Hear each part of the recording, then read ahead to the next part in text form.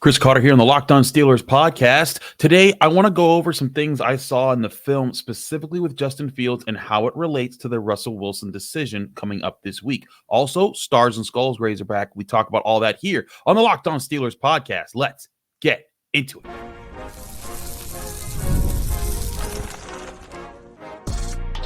You are Locked On Steelers, your daily Pittsburgh Steelers podcast, part of the Locked On Podcast Network. Your team every day.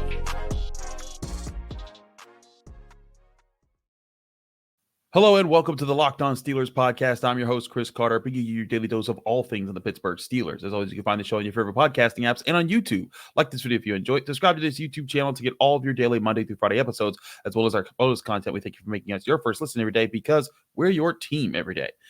So, Steelers fans, lots to talk about when it comes to this film. Unfortunately, I will say we were hoping to have Alan Saunders. Unfortunately, internet problems sometimes get in the way of real life trying to film things, and that caused some problems to link up. We're going to try to get him on for tomorrow's show. But I think that one thing that I was able to – there's several things I was able to discern from the film, and we'll get more into that into the grades. But one of the big things that, of course, we're looking at is the quarterback decision moving forward. Not just, Russell Wilson and Justin Fields, but what's the quarterback going to be like in the Steelers offense? And I think that we talked a little bit about on Sunday night going into Monday about how Justin Fields, it was obvious the offense was limited with him there and where they wanted him to throw. He didn't throw one pass near the middle part of the field. It was all sideline, making it easier, safe reads for him to throw the ball, not wreck the game plan, and let the defense win the game with the offense doing just enough to get over the hump. The classic Steelers way that they've kind of had to win for the past 3 seasons. And I think that was fine. But then when I was looking over how they were using Justin Fields in different ways, I saw something that kind of reminded me of a question that I didn't get answered from Arthur Smith when he directly acknowledged, hey, that's a good question. I'm not going to answer it. And that was about how he was going to protect the offensive line. And Justin Fields brings this factor to his game. And of course, it's his mobility, it's his speed, it's the respect that defenses have to have for his speed that does add to the factor. If you don't remember me talking to Arthur Smith, or you missed that episode last week, real quick, here's how he responded when I asked him that question about how he was going to protect what is a very young Steelers offensive line with Broderick Jones, who didn't play well in preseason, Spencer Anderson making his first career start at left guard, Zach Frazier making his first career start at center. Here's how he reacted. Arthur, what are some things you can do as a coordinator when you have a young offensive line like you guys making their first starts against a front with Jarrett, with Jude on? What are things you can do to make it easier on the offensive line throughout their first game like this? Well, I don't want to give away too much strategy. It's a great question. So let them figure that out on Sunday. How it is. I mean, that's part of the coaching. You're going to have matchups every week. They got a very veteran group, regardless of how much time they spent together. This isn't Matthew Judon's first rodeo, Justin Simmons' first rodeo. So they've got experience. Right? They've gone all in, they've got some really good defensive players. So I mean that's a challenge week in and week out, regardless of the opponent. So there's those are things that let them figure out on Sunday. I don't want to give it away. Sorry. Arthur, to that point, how have Zach and Spencer kind of fit in and with these roles in their first starts coming up on Sunday? But they've done a good job at this point. We've got a lot of confidence. Again, until you get in the stadiums and, it's first time for everybody. It's, everybody's been in that position. So I got a lot of confidence in them, and now we got to go do it. Do it for real when there's consequences and keep the scores. So over there excited, and we had a lot of faith that we wouldn't put them out there. So there was Arthur Smith's answer back then, and he wouldn't get into how he would help make things easier on the offensive line. But in acknowledging that, like, hey, that's a good question, I'm not going to answer that, that's kind of acknowledged that he wanted to make things easier on the offensive line. And there were a few things that I think he did. He did, because when I looked back at this tape, I was looking for a few different things. And I have a film study that's coming out from the Pittsburgh Post-Gazette sometime today, probably like in the early afternoon. This is if you're watching this on Tuesday, probably early afternoon, that a film study that focuses on the Steelers offensive line and the different things that they did. And I think they had a good game. but part of it was how he was setting them up with Justin Fields, not just with the fact that he can run the ball, but also with the fact that he could scramble. And, I think other people have made note of this.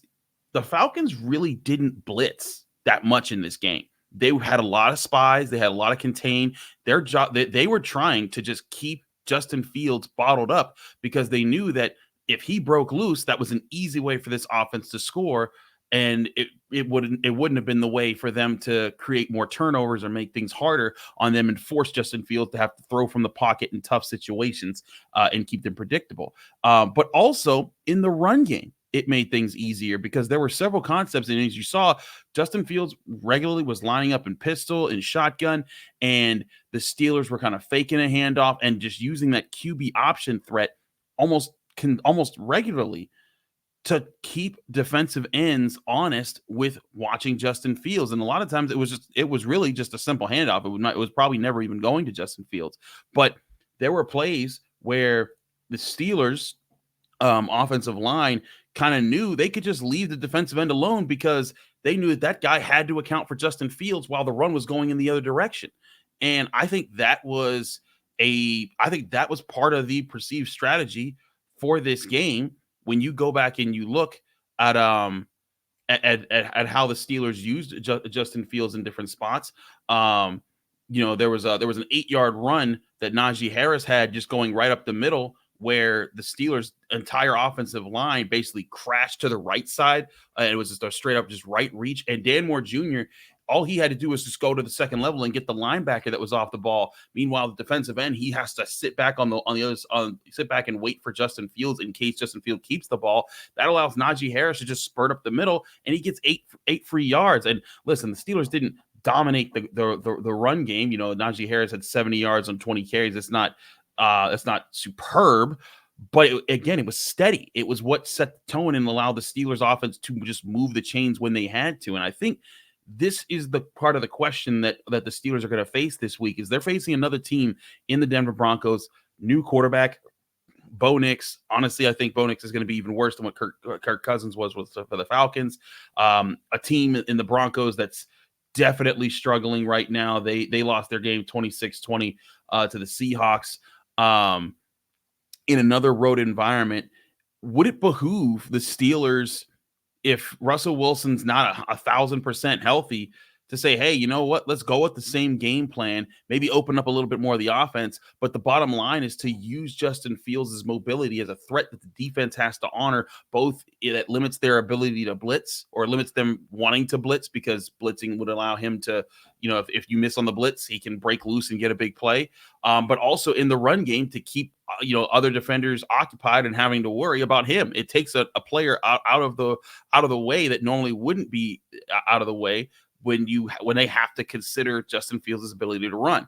And I do think that is something to consider here. Now, again, if Russell Wilson's fully healthy, I don't think this is a question. I think that he starts this week, and that's that. Especially, I think he really, Russell Wilson wanted to play in this last game. I think he really wants to play in this game. This is the Denver Broncos. This is, this is that game. It's the Russell Wilson revenge game. And I do think I get the impression if he felt like he was close to playing last week, he should be able to get in this week. But injuries are weird. We don't know what's actually going on with what Russell Wilson's going through. Maybe he tweaks it again. Maybe this thing nags him all season, and this is a consistent problem all year. But if I'm the Steelers, I'm going to get an honest assessment from him and the doctors to say, like, hey, is this guy really 100%? Because if he's 100%, and Russell Wilson can throw the ball around the field, and he can unlock different parts of the offense that the Steelers really didn't use in week one, absolutely. Go out, get it, do it, run the offense the way it's supposed to, and start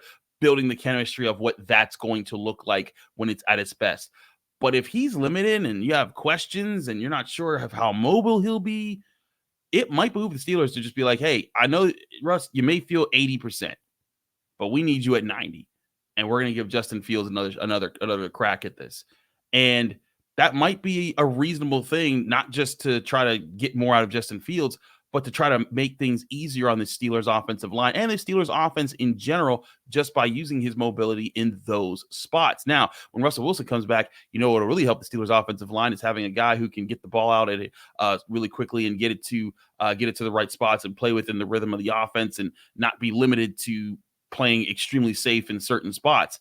If Russell Wilson does that, it's even better for them. But for now, if Russell Wilson is it the guy who can escape pressure right now, maybe go with Justin Fields, not just because he can escape pressure, but because teams are going to be reluctant to try to put pressure on him. They're going to try to, collapse the pocket more naturally, keep him in the pocket, and play a little bit more conservative there. And so if that's a factor, maybe that's something the Steelers take into consideration. We'll see if Mike Tomlin gives any tidbits on that in his Tuesday press conference today at noon. I'll be there at the Steelers facility waiting to ask questions for him there and to get more from him as the Steelers prepare for their Week 2 opponent, the Denver Broncos, 3:30 Sunday, 4:30 Sunday kickoff, or 4:25. Sorry, this is all the football games I cover. The Backyard Brawl is 3:30 Saturday. But anyways, so we'll talk to Mike Tomlin this week. I want to get to the Stars and Skulls grades, because I know a lot of y'all want to talk about them. It's back this week. We're going to do that next here on the Locked On Steelers podcast. I'm your host, Chris Carter. Stick with us. We'll be right back.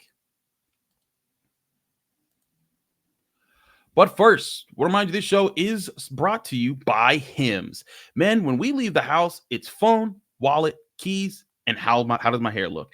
But if you're experiencing hair loss, you may not be so confident when you step outside your door. It's time to get that confidence back and restore your hair with Hims. Hims provide access to a range of hair loss treatments that work, all from the comfort of your couch. They offer personalized chewable, oral, spray, and serum treatment options so you can find what works best for you. The process is simple, and it's 100% online. Just answer a few questions, and a medical provider will determine if the treatment is right for you. If prescribed, your treatment is sent directly to your door. Hims has hundreds of thousands of trusted subscribers, so if you feel like you're losing a part of yourself with your hair loss, get Hims and get your confidence back. Start your free online visit today at hims.com/LockedOnNFL. That's HIMS.com/LockedOnNFL for your personalized hair loss treatment options. HIMS.com/LockedOnNFL. Results vary based on studies of topical and oral minoxidil. Prescription products require an online consultation with a healthcare provider who will determine if a prescription is appropriate. Restrictions apply. See website for full details and important safety information.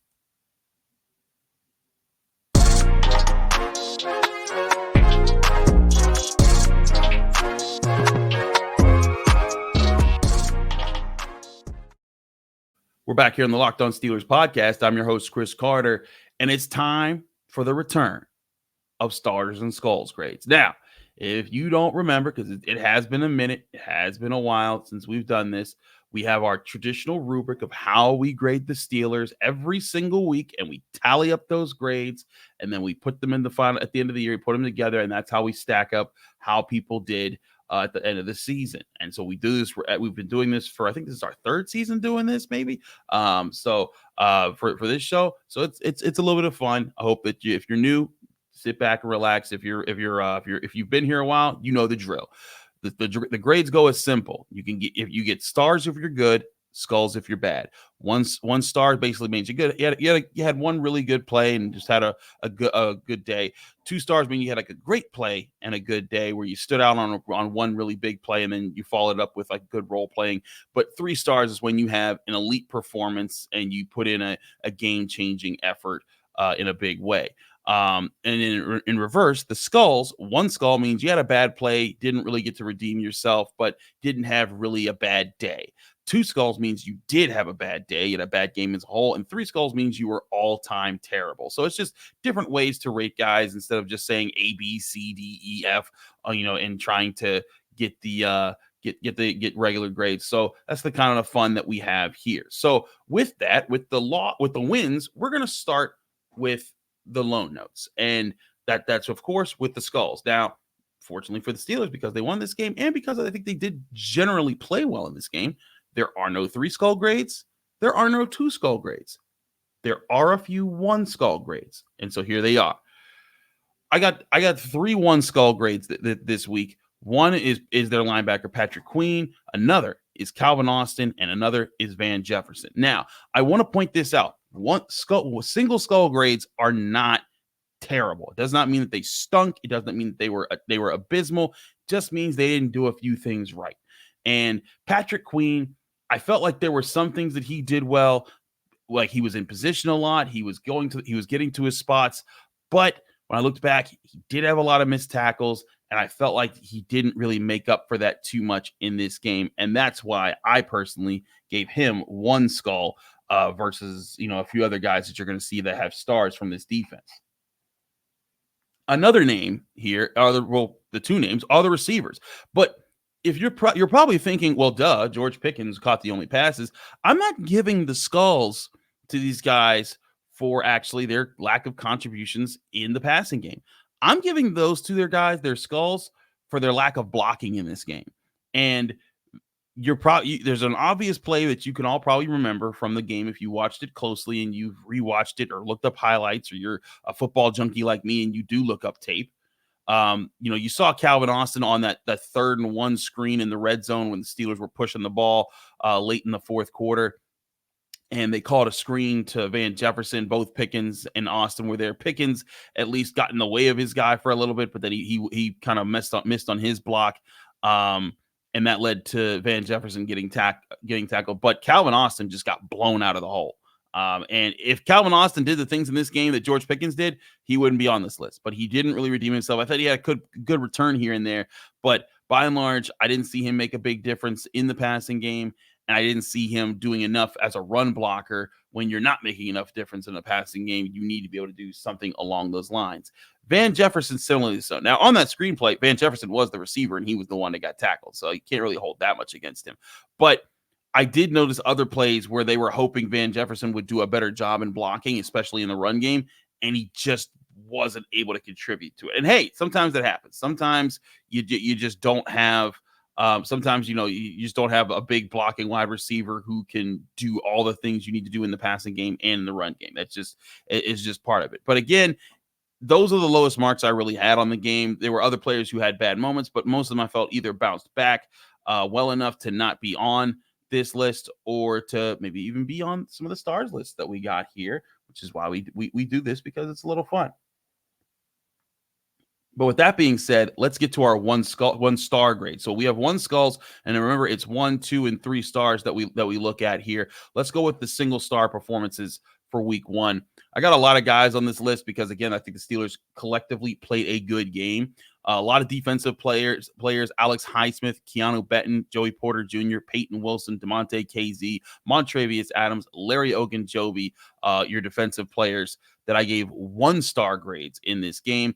Alex Highsmith batted a pass. I thought he was very solid. He wasn't a game wrecker in this game, but that's because there was another guy who was a game wrecker in this game, and you'll see him get his grade a little bit later. I thought the defensive line as a whole was really good. They just didn't finish as much as you'd like, but Larry Ogunjobi, Montrevious Adams, and Keanu Benton all deserve praise for how they handled this game in this week, and I think that that's a really good sign for the depth that they're gonna have on the defensive line, which we said last week I felt like could be a hidden part of this team that would really pop off. But again, you're looking at other guys here. Joey Porter Jr. Just doesn't get targeted that much because people are trying to pick on other guys, and it just doesn't work out. So I think that Joey Porter Jr. was pretty good in this game. He didn't get targeted a whole lot, so that's kind of the one thing that you can't really use. But as far as being in position, doing the right things, and being ready, I think Joey Porter Jr. fits what you're looking for there, and that's why you saw very low. I think there was only 1 pass recorded that was caught against him for like 7 yards, and that's about it. But there's also offensive guys on the 1 star list here. One is Broderick Jones, another is Darnell Washington, others Najee Harris, another's Pat Freiermuth, and of course, there's also the quarterback, Justin Fields, who I put as a 1 star grade here. Now, looking at all of those names here, I put Darnell Washington in there because he was really good in pass protection, really showed up, was physical. You like to see that. Pat Freiermuth, he did make some catches. He also had some good blocks. So I give him a 1 star grade there. He was a contributor. looking at Broderick Jones didn't have a great game, but he had a better game than I think that he's had for a bit. He hung in there, made the right blocks most of the time, and put himself in a really good position to kind of be part of the collective offensive line that looks improved from the previous offseason, basically. So Broderick Jones there, Najee Harris, Darnell Washington, Pat Fryman, your offensive guys. Peyton Wilson also, I think, just because he flashed some ability and there's some really good stuff there. But by and large, again, a lot of role players who did really well. I think this week when I look back over the tape and I wanted to assess my grades. But there's guys who did even more well, who we'll get to with the 2-star and 3-star grades of the Steelers season opener against the Atlanta Falcons. We'll be breaking all of that down next here on the Locked On Steelers podcast. Stick with us. We'll be right back. But first, I want to remind you this show is also brought to you by FanDuel Sportsbook, the #1 sportsbook in America. You've heard us talk a lot about FanDuel, America's #1 sportsbook. And this week, here's a look at FanDuel Sportsbook's lines on the Steelers' upcoming matchup against the Denver Broncos in Denver. The Steelers are actually a 3-point favorite at -105, or you could take them straight up right now at -158 to the Broncos, +134. And the over-under is set at 36.5 points. Do you think the Steelers are going to go score more than that or score less? Be sure to go to check it out on FanDuel Sportsbook to see all the different opportunities they have waiting for you there, including this big opportunity. Now through September 22nd, all FanDuel customers can bet $5 and get a 3-week free trial of NFL Sunday Ticket from YouTube and YouTube TV. Then with a YouTube TV base plan, you'll be able to watch every regular season Sunday afternoon and out-of-market game. All you need is a Google account and a current form of payment, and you can cancel at any time. Just visit FanDuel.com/LockedOn to download America's #1 sportsbook. That's FanDuel.com/LockedOn.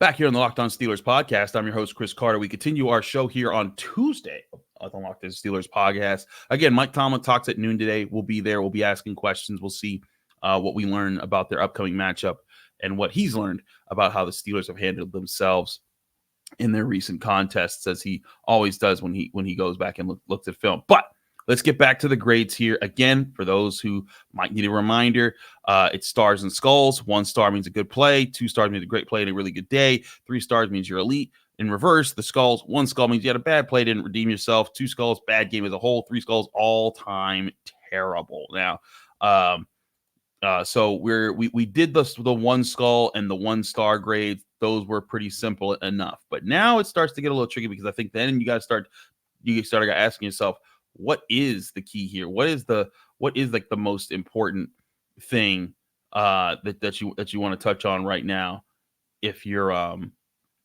if you're building up your offense and you're building up your defense here? Let's go to our two-star grades here. If you look at how the Steelers played this weekend, I had several players in the secondary with very high marks here.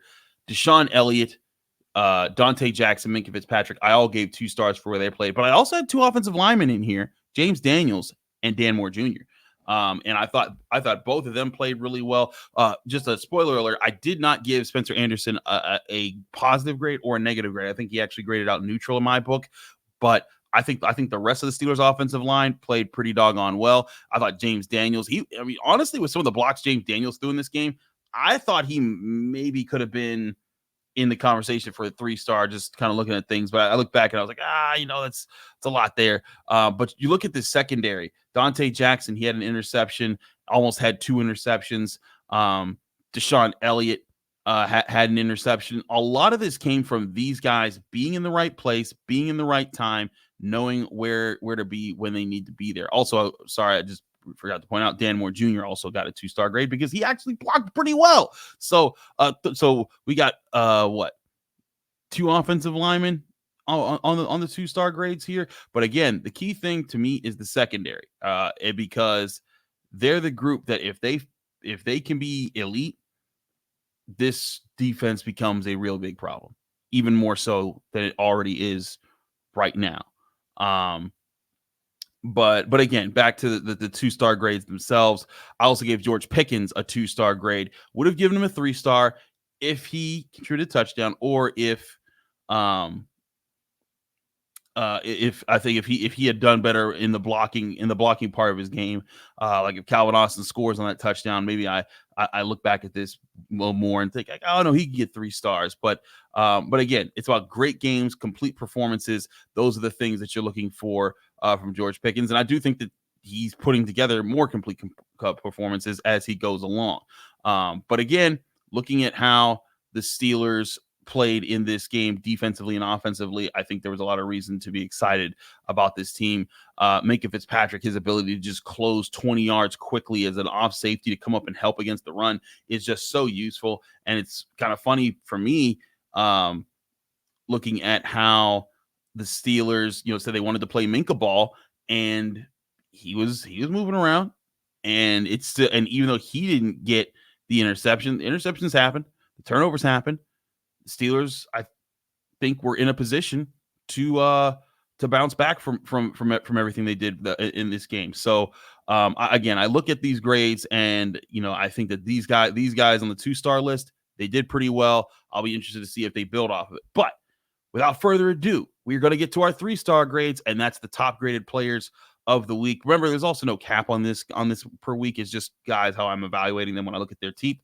We got 4 3-star grades, and it's not often you get that many 3-star grades, but especially on defense, when you play the way you do, you get it. TJ Watt utterly destroyed the Falcons in this game, and would have utterly destroyed them even more had they let his sacks stand. And I think that's a really big, it's just a really good sign. And I also say this, I'm gonna bring the camera back on me real quick. I want to say this. I don't know about y'all, but I think TJ Watt turned a few more heads this week nationally. I don't know if y'all pay attention to social media, or you pay attention to, to what the talking heads say on the national shows. But you saw Richard Sherman, by the way, former Seattle Seahawk cornerback. Richard Sherman came out and admitted, hey, my preseason predictions are wrong. TJ Watt's the baddest dude. I'm watching this game and I'm seeing it with my own eyes.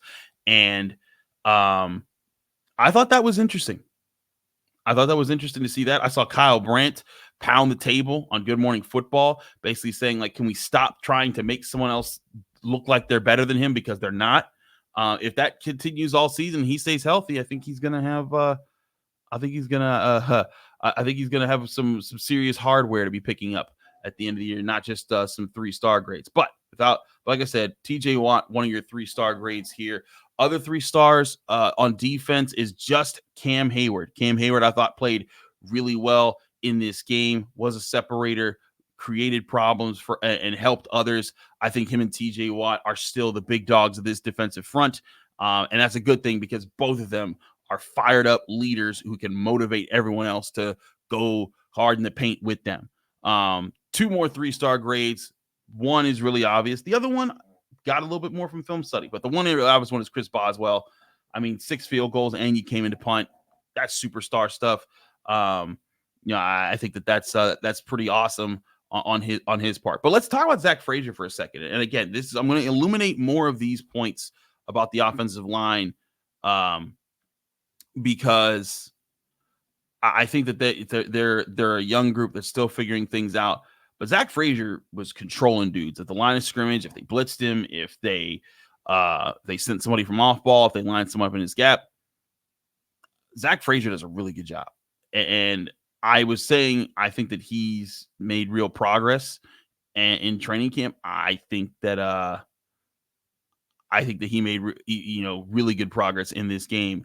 And I think Zach Frazier is putting himself in a good spot moving forward for where the Steelers want their young offensive line to be. But again, when you go look at this offensive line, Broderick Jones, I gave a star. Spencer Anderson was the only one that didn't get a star. He also didn't get a skull. And so that's why I do think the Steelers are still going to prepare right now the way that they have been with when you look at how they use their defense, how they use their offense, how they balance the two.